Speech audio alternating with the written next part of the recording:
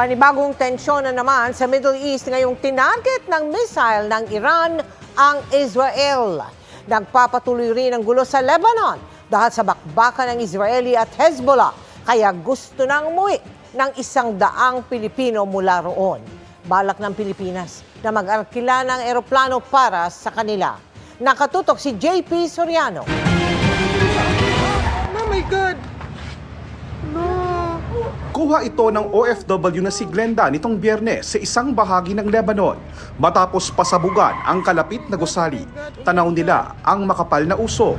Lo, turaoy, gibomba! Yumayanig po talaga yung building po, kaya po pagka ganun po na talaga pong mayanig yung pagsabog niya. Masisigaw ka po kasi magugulat ka. Kaya po bumababa po ako ng building. Natatakot po ako. Matagal na sa Lebanon si Glenda at nakaranas na ng gyera noon pa, pero iba raw ang digmaan ngayon. Nais nang umalis ng Lebanon ni Glenda, pero iniisip daw niya ang mga alagang sa kanya na lumaki. Hindi ko po talaga maiwan, sir. Kaso, sir, syempre pag ganitong ipag-aano ko na po na talagang umuwi na rin po ako, sir. Kabilang si Glenda sa halos 11,000 Pilipinong nagtatrabaho o naninirahan na sa Lebanon na nasa gitna ng tumitinding bakbakan ng Israeli forces at Hezbollah. Ayon sa Department of Migrant Workers, merong mahigit 100 Pilipino ang nakalista na para mapasama sa mga ginagawang repatriation o pagpapauwi sa Pilipinas mula sa Lebanon.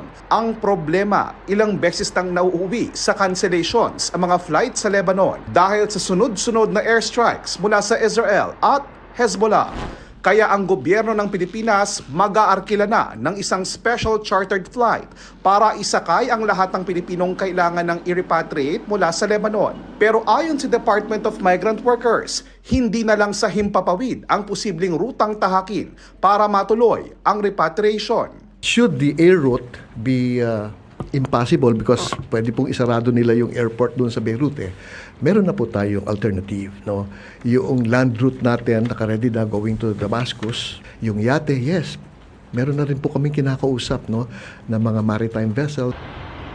Sa ngayon, nasa alert level 3 pa rin ang Lebanon. Ibig sabihin may repatriation na, pero hindi pa mandatory. Pero wala nang bagong Pilipinong manggagawa ang pwedeng i-deploy. Sa Israel naman, muling napasugod sa mga bomb shelters sa mga residente, kabilang na ang mga Pilipino, matapos ang pagpapakawala ng sunod-sunod na missile attacks na nasalag naman ng Iron Dome defense system ng Israel. Ayon sa DMW, walang Pilipinong nasaktan sa mga pinakabagong airstrikes na tinarget ng Israel at wala raw dapat ipag-alala sa ngayon. Gayunpaman, handa raw ang gobyerno ng Pilipinas pati na ang Migrant Workers Office sa Israel sakaling tumindi na naman ang banta mula sa mga kalaban ng Israel. Para sa GMA Integrated News, JP Soriano, nakatutok 24 oras.